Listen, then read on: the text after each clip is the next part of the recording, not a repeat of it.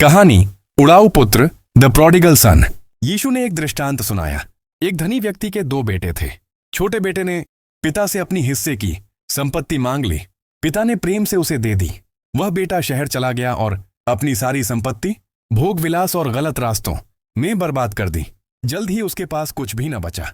भूख से परेशान होकर वह सूअरों को चारा खिलाने का काम करने लगा। वह इतना भूखा था कि सूअरों का खाना भी अच्छा लगने लगा। तभी उसे अपने पिता का घर याद आया। उसने सोचा, मेरे पिता के घर में नौकर भी रोटी से भर जाते हैं और मैं यहां भूखा मर रहा हूं। मैं वापस जाऊंगा और कहूंगा, पिता, मैंने पाप किया है। मैं आपका बेटा कहलाने योग्य नहीं हूं। मुझे अपना नौकर बना लीजिए। वह अपने पिता के घर लौट चला। पिता ने उसे दूर से आते देखा और दौड़कर गले लगा लिया।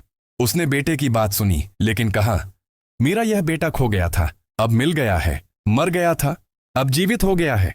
पिता ने उसे क्षमा किया और फिर से सम्मान दिया। जीवन के लिए सीख। इस कहानी में छोटा बेटा हम सबका चित्र है। कभी हम गलत फैसले लेते हैं, गलत राह चुनते हैं या अपने जीवन की संपत्ति, समय, रिश्ते, अवसर व्यर्थ कर देते हैं। लेकिन जब हम पछताकर लौटते हैं तो परमेश्वर, हमारे स्वर्गीय पिता, हमें दंड नहीं देते, बल्कि प्रेम और क्षमा के साथ गले लगाते हैं। वास्तविक जीवन से उदाहरण।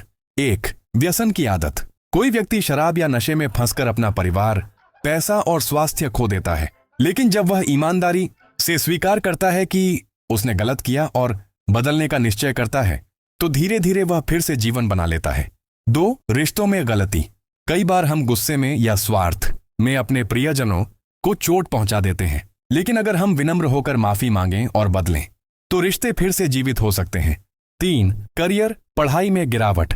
छात्र समय बर्बाद करता है, गलत संगति में पड़ता है, लेकिन जब सच में लौटकर मेहनत करता है तो जीवन फिर से नई शुरुआत कर सकता है।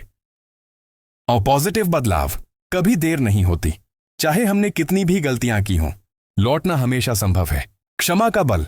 जैसे पिता ने बेटे को माफ किया, वैसे ही परमेश्वर हमें और हमारे आसपास के लोग हमें माफ कर सकते हैं। नई शुरुआत, गलती अंत नहीं है, यह एक नया अध्याय शुरू करने का अवसर है। सारांश, समरी।